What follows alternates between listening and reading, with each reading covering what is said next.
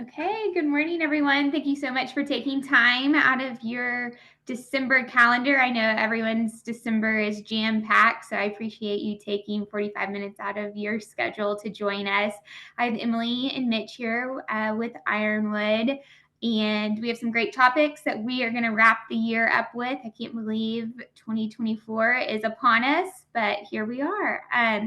We are going to be discussing today preparing for open enrollment, navigating undefined leave, and conflict management, which is always important to review. But I'm going to hand things over to Mitch for him to start. And I just want to remind everyone, as a valued client of NCW and Sanford and Tatum, you do have complimentary service to Ironwood, which is where Mitch and Emily work and are from. So I do encourage you, if you haven't taken time to do that, to take a moment to start your 2024 off with them at your service. So Mitch, I'm going to hand things over to you, and thank you so much for being here. Thanks, Elizabeth. So I'll start off with navigating undefined leave. We tend to get quite a few calls each month where an employee goes out on leave for a period of time, and then either they're not able to return or it's unclear when they're going to be returning, and the company isn't quite sure how to proceed.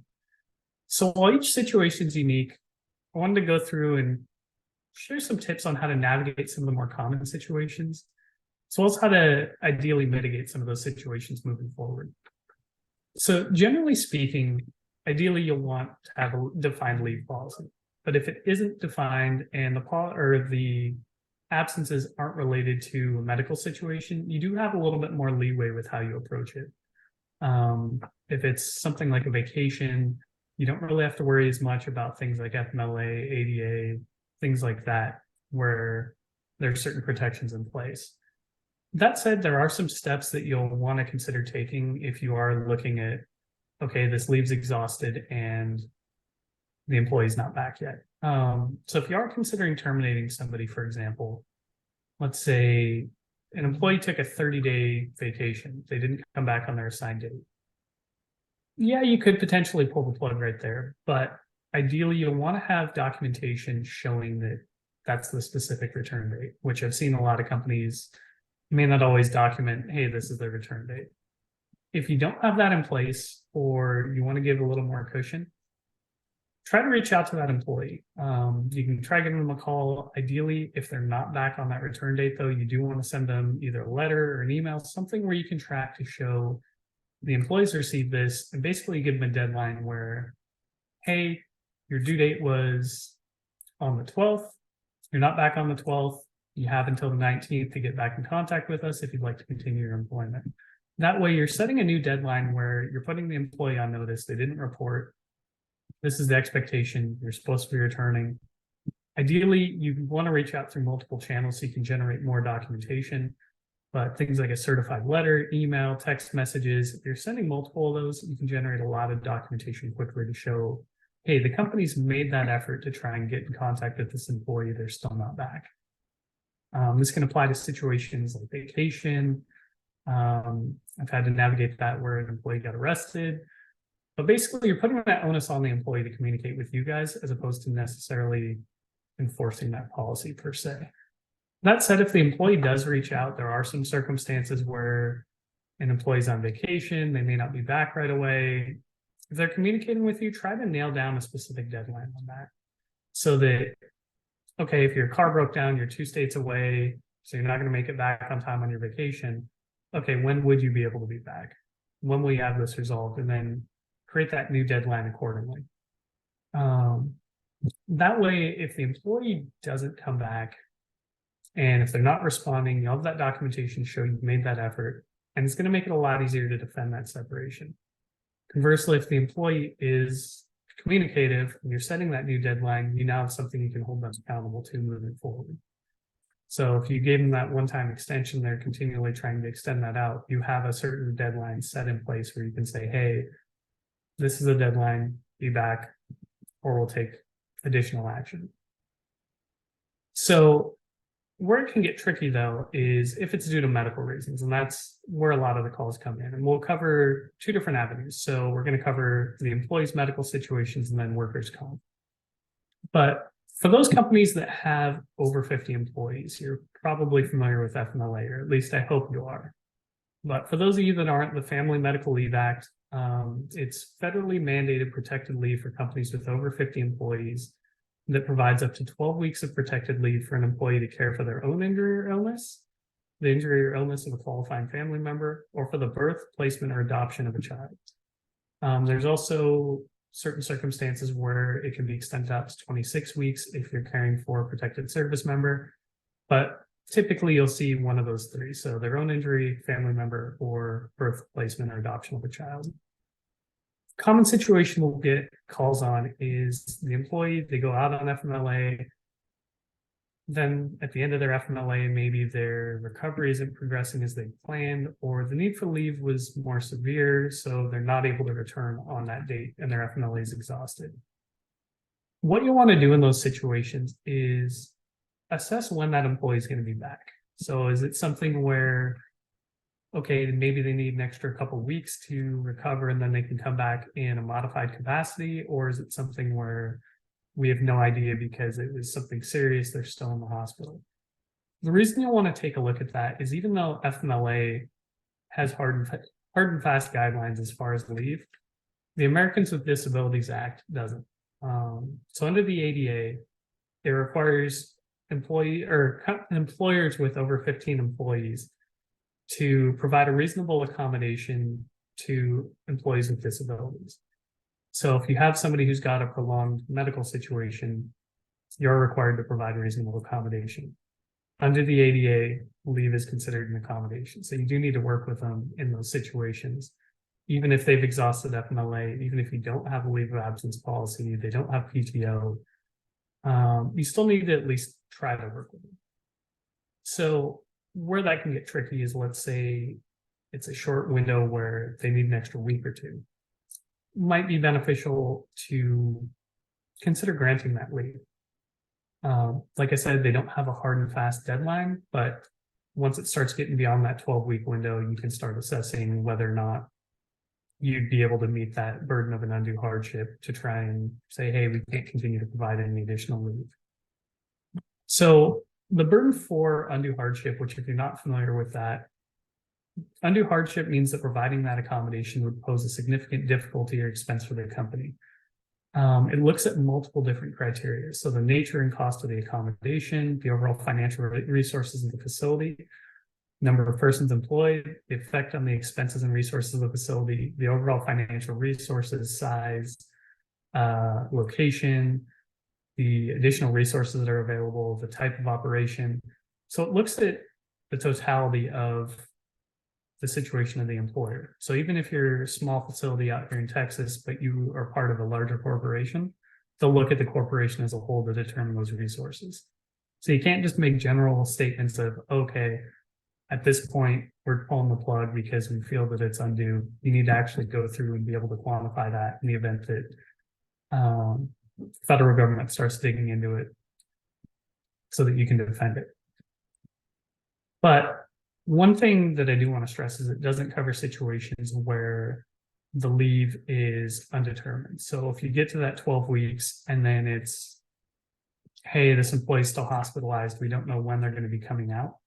At that point, you could potentially look at offboarding, things of that nature. So it's just something to keep in mind that as you're navigating that, make sure that you're looking at the totality of the situation. It's also a good idea to look at your past precedents. So a common thing that I've seen come up is, okay, well, we granted this employee 6 months of leave, and then we have another employee who, same medical situation, but we're only going to give them 12 weeks and then pull the plug at that point.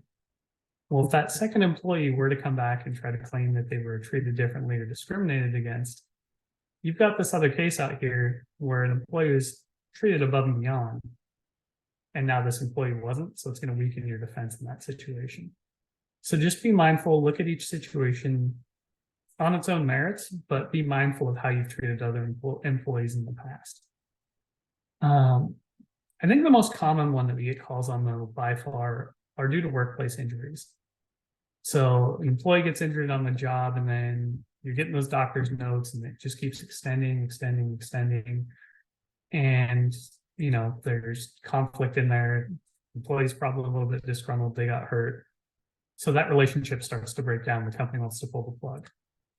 Generally speaking, as long as that claim's open, the company is still responsible for paying their benefits. So even if you did terminate somebody, you're really not gaining anything from it because you're still going to be liable for paying those benefits until the claim's closed. So in addition to that, there are billboards everywhere for lawyers that are just chomping at the bit, waiting for a workers' comp lawsuit so they can go after an employer, try to get the employee a bunch of money, which they're going to take a significant percentage of. So in those situations, barring the employee violating company policy or something like that, it's often less risky to just place that employee on unpaid leave as opposed to terminating the employee. Ideally, if you can, you want to try and get them back to work, even if it's in a modified capacity, which I'm not going to go into the bona fide job offer process today. But if you can, try to get them back to work at least part-time or doing some sort of modified duty that can help cut down on some of those time loss expenses. But if the employee is communicative, keep working with them, try to establish a cadence where you're getting those doctor's notes so you can start assessing whether or not, okay, they could come back in a modified capacity and know they still need to be out. Keep that communication open. Not only is that going to help you address those potential conflict that can arise where employees out, they're getting disgruntled because they're not hearing anything from you. You're getting disgruntled because they're not communicating with you. Try to keep that bridge open and it's going to help everybody out. If the employee is not communicative, again, try to use multiple means of communication so that you can reestablish that relationship and help gather that relevant documentation so that if down the road you do consider separating, you can lean on that to show, hey, we've made every effort. This employee's not talking to us. We haven't heard anything. And then again, just because of the additional risk associated with a workers' compensation claim, we highly recommend you run it past trusted legal counsel to ensure that as much of that legal risk has been mitigated as possible. So if you can, try to loop in your workers' comp provider to assessing the impacts on the benefits.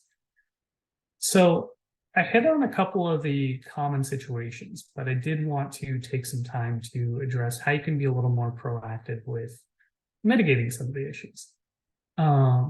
First off, as you can probably put together, documentation is key. So if you're placing an employee out on leave, document what their due date's going to be, when they're expected to return.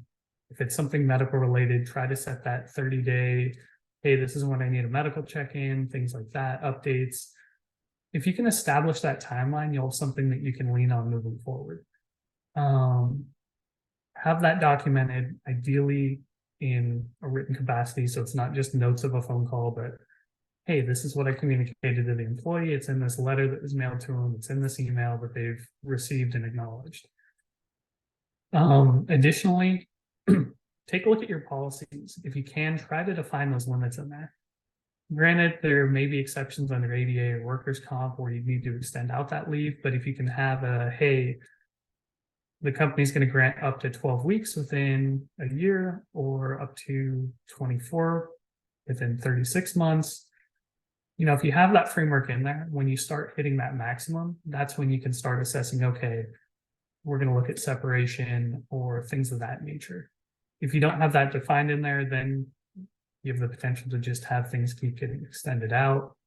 Even your personal leave policy, you should try to have that cap in there where you're allowed up to 30 days or whatever you find reasonable that makes sense for your company.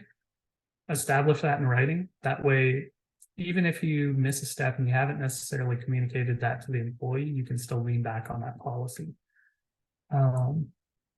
Again, take the time to assess the situation. If it's something where maybe an extra week or two, consider granting that. If it's something that's going to be longer, that's when you need to take that harder look and lean maybe more towards separation. But if you do look at separation, one of the biggest things you're going to want to look at is making sure that you've exhausted all protected leave. So if an employee is eligible for FMLA, start that as soon as the employee is eligible. I actually had a call, I think it was about a month ago, where an employee went out on maternity leave. Company was trying to be nice to the employee, didn't start FMLA. Employee's maternity leave had to extend out, so they wanted to consider separating because they didn't know when that employee was going to be back.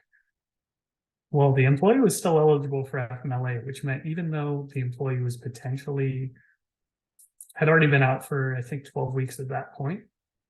None of that counted towards their FMLA, so they still had 12 weeks of protected leave available for them.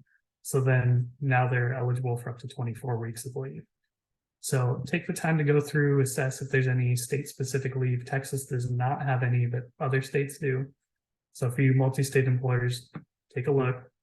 But make sure you've exhausted all that protected leave, gone through all those steps, make sure that you've tried to assess your options before you're leaning towards that separation. And that'll allow you to mitigate a ton of risk moving forward. But with that, I'm going to go ahead and pass that over to Emily so she can talk about open enrollment. But again, if you do have any questions, these situations, they can always get tricky. And I'm more than happy to jump on a call to help you navigate that situation and find a good path forward. Awesome. Thank you, Mitch. Always providing valuable information. And he's right. We always get calls about undefined leave or any sort of leave. So I would consider him the expert. But today I'm going to be diving into preparing for open enrollment.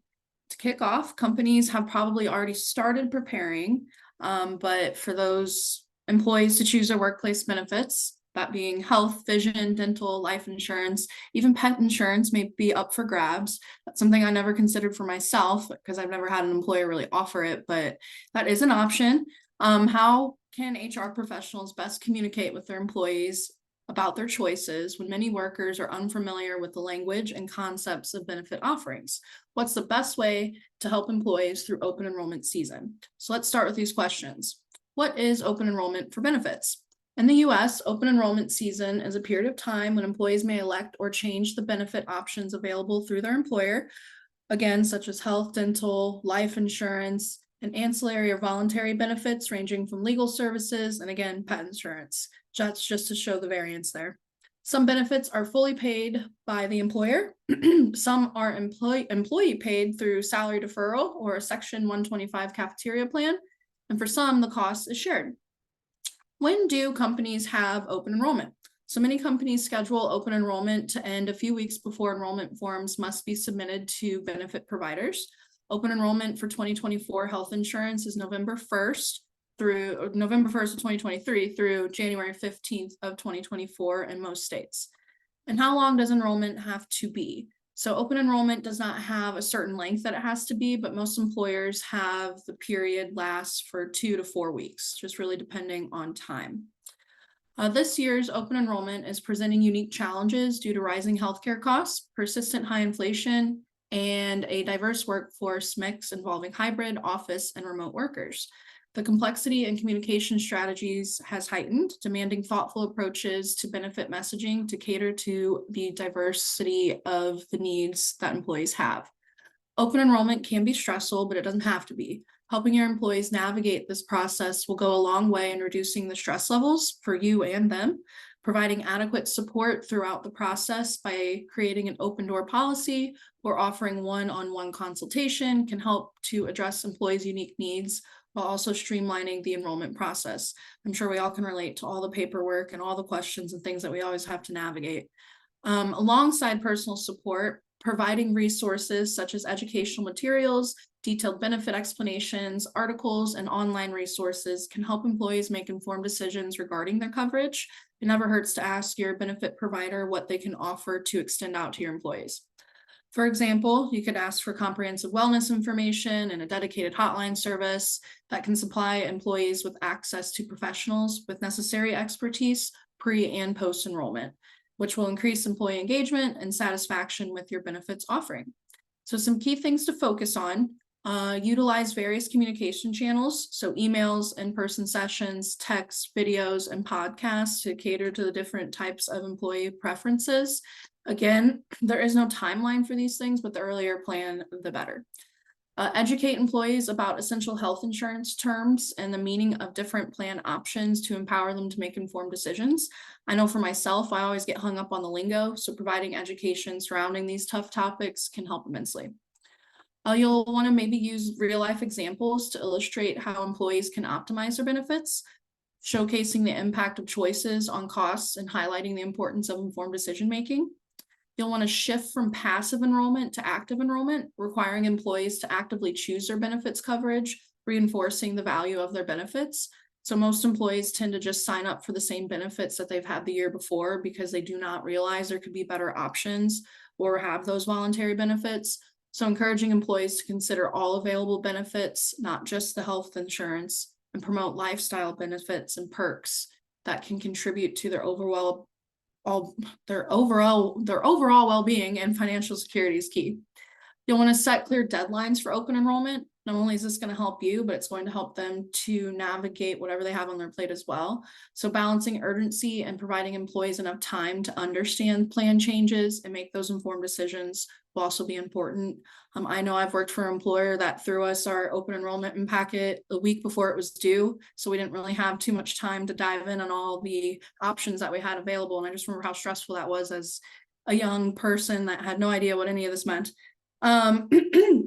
Another option is to consider to conduct a company-wide and smaller optional Q&A session to cover main points, introduce changes, and allow employees to ask specific questions about the coverage. This might also be something a benefits provider might offer too. You will want to demonstrate a genuine focus on employees' well-being and preferences, taking time to listen and prioritize benefits based on employees' needs. So understanding your employees' demographic and preferences can help you tailor the benefit option offering during open enrollment. A way to gain this information could be by conducting surveys or gathering feedback from employees about their preferred benefits and consider incorporating these new options that align with their needs.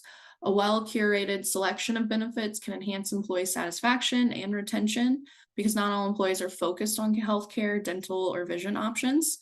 So that said, let's talk about what each generation has their main focus on in regards to benefits offered. So Generation Z, which is going to be born from 96 or later, is the most diverse generation yet. They are also digital natives who have grown up with the technology at their fingertips. When it comes to employee benefits, the generation is looking for convenience and customization. They want benefits that are easy to use and that can be tailored to their individual needs. Some examples would be student loan repayment assistance, tuition reimbursement, on-site childcare, flexible work hours, and generous paid time off. So you can see that this generation isn't just healthcare focused. Millennials, which will be born from 1981 to 1996, are often entitled and narcissistic, but they are actually a highly motivated, engaged generation. They place a high value on work-life balance and are looking for employers who share their values. When it comes to employee benefits, this generation is looking for benefits that will maintain a healthy lifestyle and achieve work-life balance. So some examples could be telecommuting options, paid parental leave, adoption assistance, and gym memberships, surprisingly.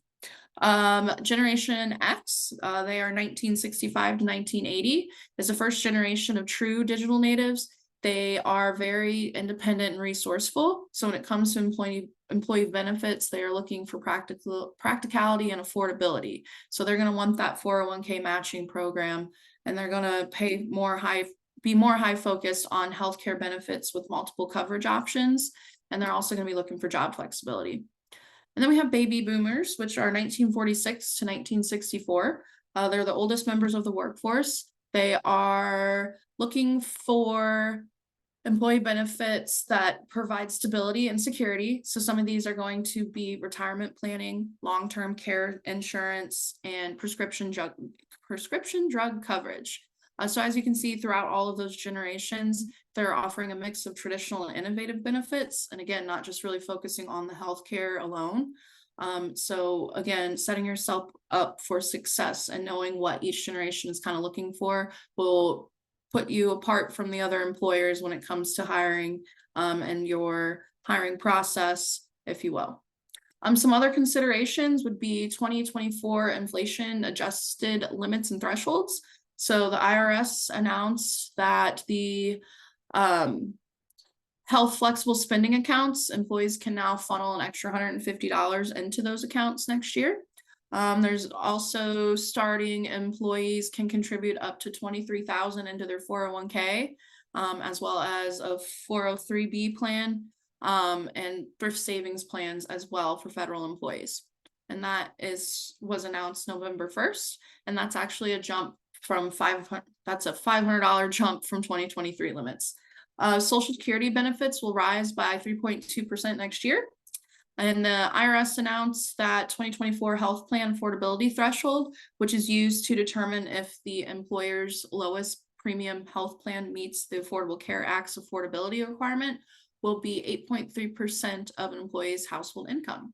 And that's actually a significant decrease from 2023. And lastly, one that I want to mention, annual health savings accounts contribution limits for 2024 are increasing, and one of the biggest jumps in recent years. And that was announced earlier this year, I think like right at the beginning of summer. Next, I kind of want to dive into some helpful questions to help navigate benefit conversations with your employees, but it's kind of with a twist because these are questions that your employees should be asking. So that might help cater any Q&As you have set up or any frequently asked question flyers you make or anything like that. So an employee would want to ask, has the employer's prescription drug coverage changed? So about 90% of employers are focused on managing prescription drug expenses, especially for those specialty drugs. Another question, what is the status of health coverage for my working spouse or children? The survey found that 28% of employees have reduced contributions to spousal coverage, adding surcharges when available through a spouse's employer.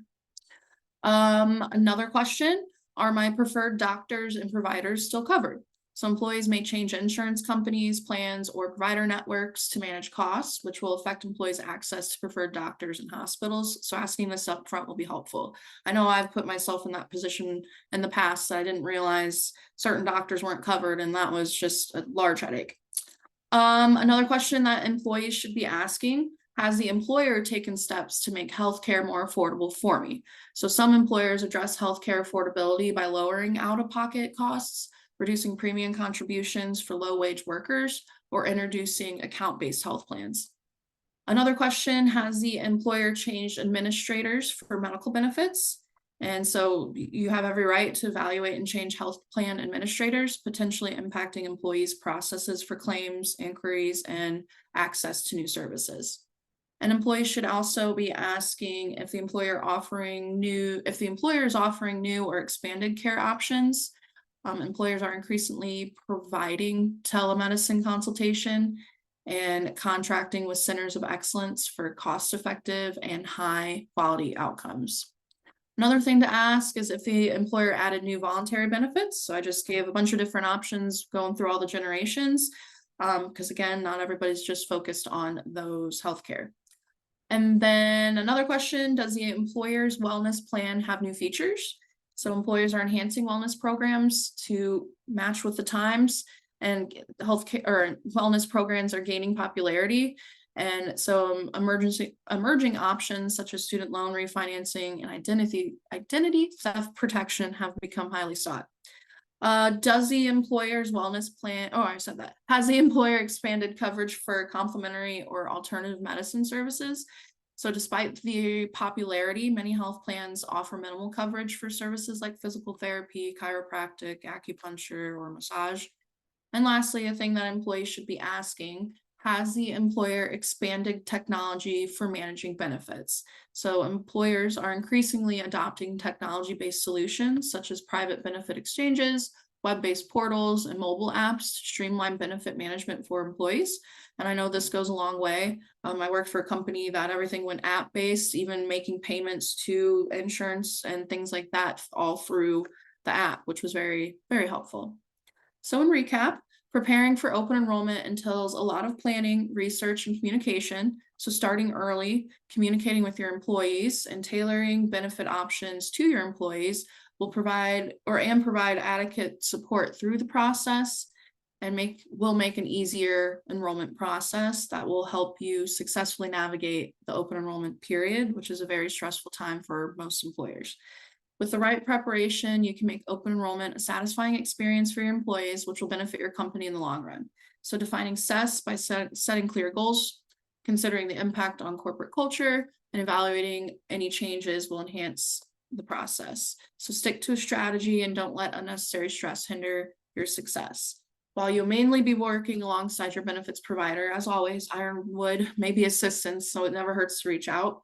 But thank you for your time. I'm going to pass it back to Mitch to go over conflict management. Thanks, Emily. So In the fast-paced world of business, where diverse personalities, perspectives, and ambitions converge, conflicts are bound to arise. It's ultimately how we address and resolve those conflicts that really defines the culture of our workplace and ultimately influences our success.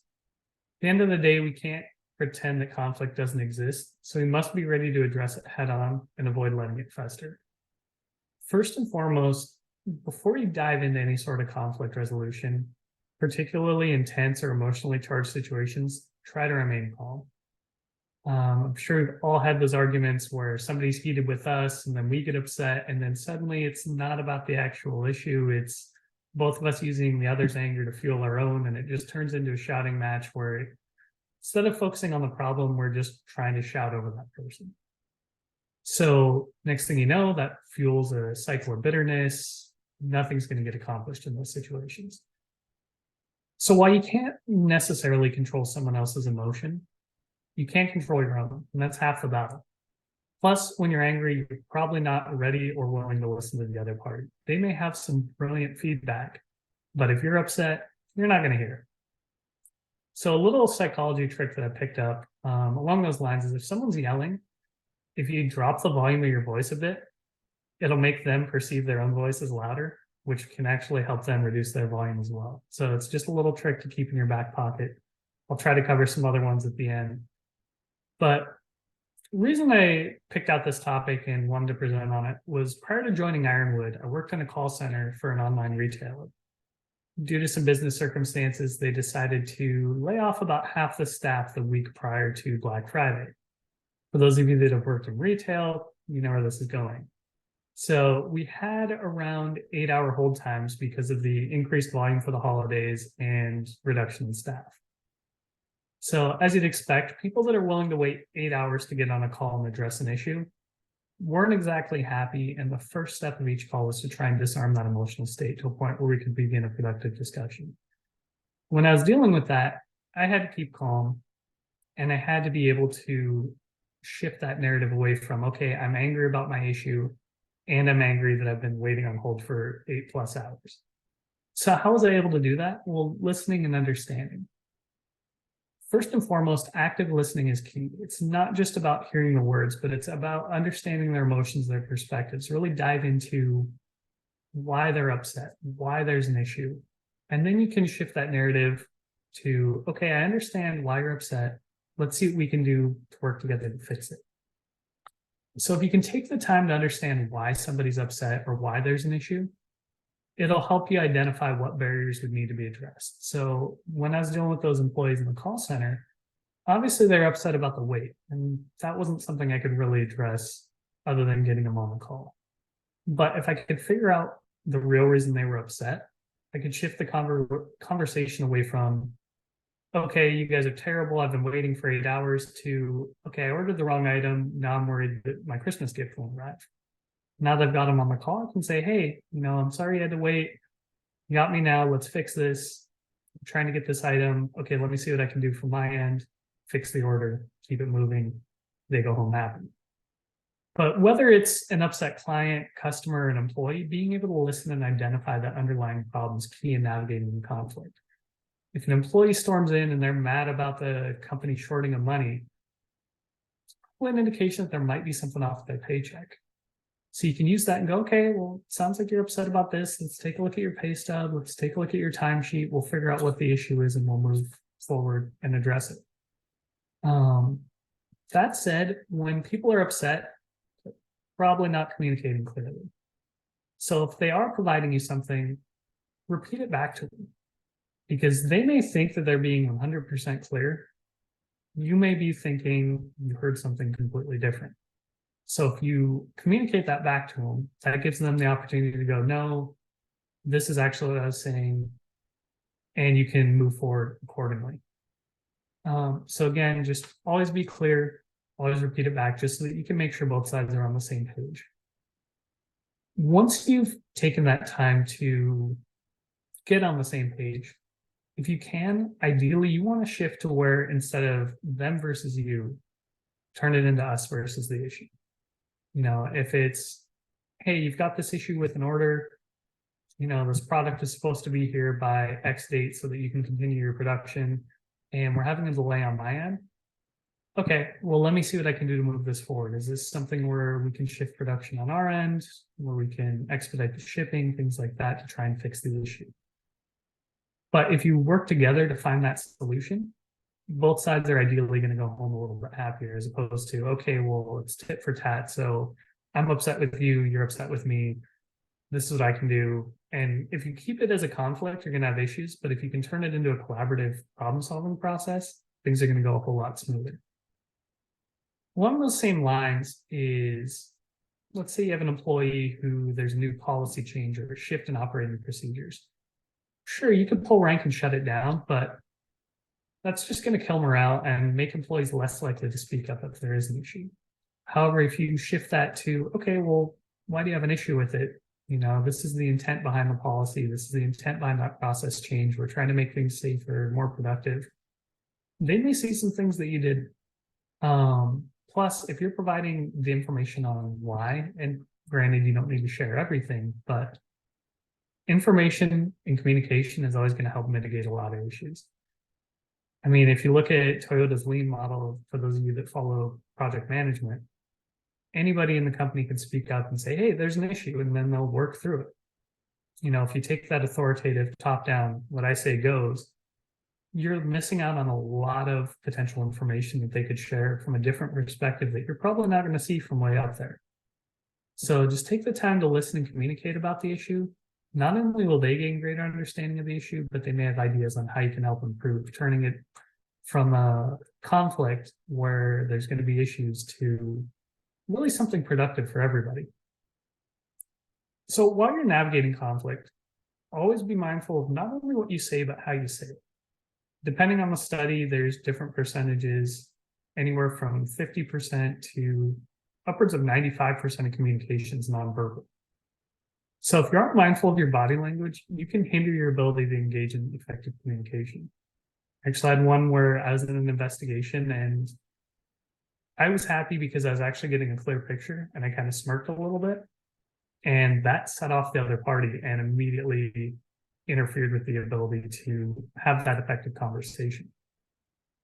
So if you're mindful of your body language, you can avoid those situations. Even if you're being empathetic, problem solving, actively listening, trying to work with that person, every time that other person speaks, you roll your eyes, it's probably going to cause some issues there. And you're just going to make life more difficult for yourself. So again, encourage that communication, be mindful of what you're saying. But ultimately, try to focus on the problem. That was another big thing that I had to do in that call center where, I could acknowledge and empathize with their emotional state. But as soon as I could, I would shift the focus to, okay, I understand you're upset. Let's focus on the issue at hand that we can do something about. I can't control the whole time, but I can control what's going on with the order potentially. Let's figure it out. So we could dive into that and really foster an environment of productivity in that call. And ideally, if you can foster that environment across the board where, if there's an issue at work, employees feel comfortable speaking up when there's an issue, the likelihood of that festering is going to decrease, meaning ideally those discussions can occur before those tensions rise and tempers flare. So that'll allow the conversation to be had in an effective manner, and both sides can ideally leave with, at a minimum, a better understanding, even if it's not necessarily the change or outcome they wanted. So to summarize, always be mindful of your communication and emotions. Be in a mindset where you can effectively communicate and listen. If you're not, just say, hey, can we take a quick break? We'll come back in 5 minutes and we'll work on it then. Because if you're not in a state where you can address the issue, you're already setting yourself up for failure. From there, take that time to listen, empathize, and understand the other side. There's always going to be different perspectives. There's always going to be different viewpoints, different priorities. But if you can take that time to listen, understand why there's an issue, and understand where that issue comes from, you can then start working towards, even if it's not the ideal outcome for them, you can help give them the understanding of why there's that issue there. You know, if it's a new policy's rolled out that they're not happy with, they can understand, hey, there's safety implications, and that's why we're doing this, to keep people safe. They may not be happy about the new process, but they can at least understand that there's a reason for it, as opposed to, from their perspective, it seeming like it's just a directive from the top down that's not going to accomplish anything. So I know I've focused a lot on the positives of conflict management, but there are situations where you're going to need to be able to de-escalate a conflict. Like I covered before, empathy is a big one. Controlling your own body language and your own emotions are huge. But let's say you've got somebody just shouting across from you and they're not being productive. What should you do in that situation? Well, again, try to drill in on that empathy. But if you have to, don't be afraid to end the conversation. You know, if it's something where you just say, hey, you know, this isn't productive, we'll pick it back up later. Call for a timeout. Circle back later, make sure you address it. Another thing that I've found can contribute a lot to those conversations, or a lot to continuing those conversations, is making promises you can't keep.